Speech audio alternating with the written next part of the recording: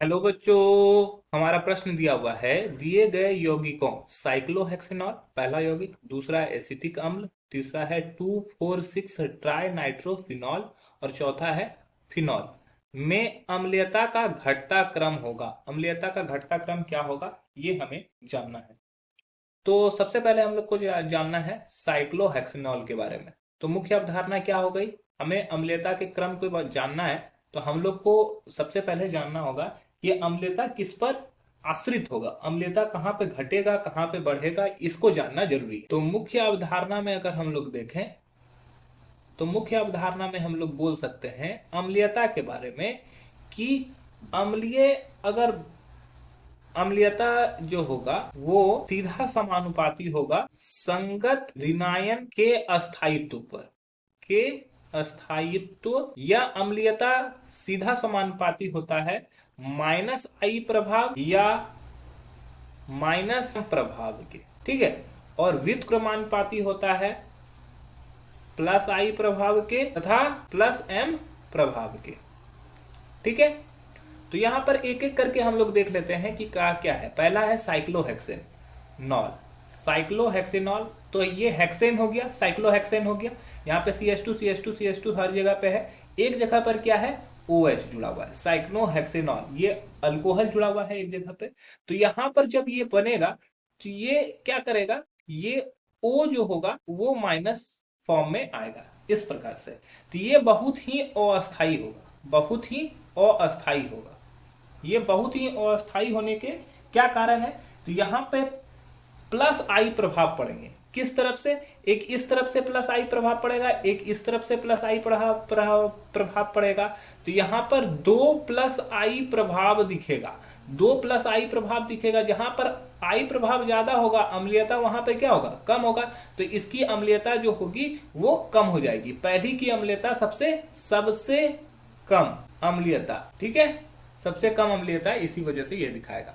अब दूसरा हम लोग देखते हैं एसिटिक अम्ल। दूसरा है क्या, एसिटिक अम्ल। दूसरा है एसिटिक अम्ल। एसिटिक अम्ल का फॉर्मूला अगर देखें तो क्या हो गया, CH3COOH। तो यहां पर क्या होगा कि एक बार मान लो कि ये H प्लस आयन को हटाएगा तो ये क्या करेगा, ये इस तरह से CO माइनस यहां पे बनेगा। ठीक है। अब क्या होगा कि यहाँ पे प्लस एम प्रभाव दिखाएगा, जिसकी वजह से ये माइनस आई प्रभाव जब है तो ये माइनस आई प्रभाव क्या करेगा, ये इस पर जाएगा। तो ये क्या करेगा, ये इस पर जाएगा। तो इस तरह से ये किसमें अनुनाद प्रभाव भी यहाँ पे दिख रहा है। अनुनाद प्रभाव में ये इस प्रकार से बदल जाएगा। ठीक है। तो यहाँ पर दो बार क्या हो गया, ऑक्सीजन पर माइनस चार्ज आया तो ये प्लस एम प्रभाव दिखाएगा। प्लस एम प्रभाव के साथ ये क्या दिखाएगा, अनुनाद प्रभाव भी दिखाएगा। तो ये सबसे ज्यादा अम्लीय होगा। ठीक है, अम्लीय होगा, सबसे अस्थाई भी होगा और सबसे ज्यादा अम्लीय भी होगा, अस्थाई होगा।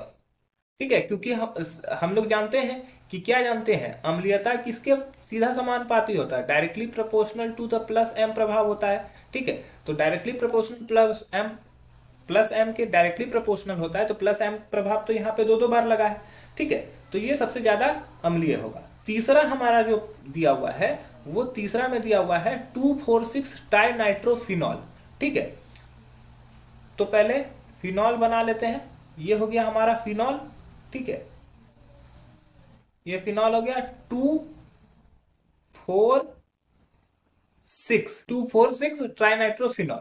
तो यहां पर क्या होगा कि यहां पर एन जो होगा वो माइनस एम प्रभाव दिखाएगा, यहां पर भी एन माइनस प्रभाव दिखाएगा। तो ये क्या करेगा, पहले ऑक्सीजन को देख लेते हैं। तो ये O माइनस में बदलेगा। ठीक है। यहां पर एन, यहां पर एन और यहां पर एन, ये तीनों का तीनों क्या करेगा, माइनस एम प्रभाव दिखाएगा। लेकिन लेकिन क्या होगा कि यहां पे ऑक्सीजन क्या करेगा, वो ऑक्सीजन प्लस एम प्रभाव दिखाएगा और एक ही बार ये ऑक्सीजन प्लस एम प्रभाव दिखा सकता है। तो ये अम्लीय होगा लेकिन अपेक्षाकृत कम होगा, इससे कम होगा, एसिटिक अम्ल से कम अम्लीय होगा। रीजन क्या है कि एसिटिक अम्ल में दो बार ऑक्सीजन O माइनस बनाया और दो बार M प्लस प्रभाव दिखाया, जबकि यहां पर सिर्फ एक ही बार प्लस M प्रभाव दिखा पा रहा है। तो अतः यह अम्लीय तो होगा लेकिन थोड़ा कम होगा। अब चौथा अगर देख लें, चौथा में हम लोग को दिया हुआ है फिनॉल। तो फिनॉल क्या होता है, ये हो गया हमारा OH। ये फिनॉल जो होगा ये क्या करेगा, ये एक ही बार यहाँ पर I माइनस दिखाएगा। तो ये जो होगा यहाँ पर चूंकि डबल बॉन्ड उपस्थित है तो यहाँ पर एक ही तरफ से क्या होगा, I प्रभाव दिखेगा। ठीक है, यहाँ पर एक ही प्रकार से I प्लस प्रभाव दिखेगा, प्लस I प्रभाव यहाँ पे एक प्रकार से दिखेगा। तो ये अम्लीय होगा, लेकिन कम अम्लीय होगा, लेकिन बहुत कम होगा। ठीक है, अम्लीय होगा अपेक्षाकृत। अगर देखोगे क्वेश्चन नंबर यानी कि ऑप्शन नंबर 1 जो दिया गया था, जिसमें कि हेक्सेनॉल था, तो वो पे साइक्लोहेक्सेनॉल में क्या होता है कि दोनों तरफ से आई प्रभाव दिखता है, 2 आई प्रभाव दिखता है, जबकि यहाँ पर एक ही आई प्रभाव दिखता है। तो इसलिए हमारा ऑर्डर जो हो जाएगा, एसिटिक अम्ल सबसे ज्यादा प्रभावी हो जाता है। उसके बाद हमारा होता है दूसरा 2,4,6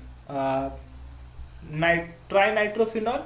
फिर होता है हमारा चौथा कि जो कि होता है फिनॉल, और सबसे आखिरी में जो होगा वो हो जाएगा साइक्लोहेक्सेनॉल। ठीक है, 1। तो हमारा सही ऑर्डर हो जाएगा 2, 3, 4, 1। तो हम लोग को ऑप्शन देखते हैं। ऑप्शन में दिया हुआ है, पहला में दिया हुआ है 3, तो 3 गलत है। दूसरा में दिया हुआ है 2, 2 सही है। उसके बाद 3, उसके बाद 4, उसके बाद 1। तो ऑप्शन बी हमारा सही है और ऑप्शन सी तथा डी गलत है। आशा है कि आपको समझ में आया होगा। धन्यवाद।